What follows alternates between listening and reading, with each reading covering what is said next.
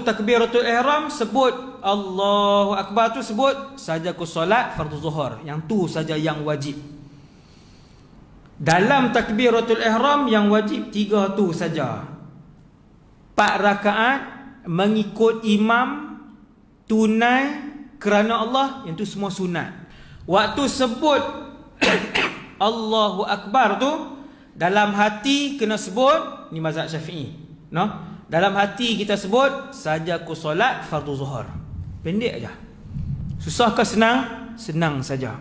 Cuba siapa yang ada orang Allahu Akbar, boleh ke? Boleh, tak batal, tetapi disunatkan untuk tak panjangkan takbiratul ihram. No? Sebab tu bila kita belajar, oh rupanya yang wajib 3 tu je, pendek je. Ya.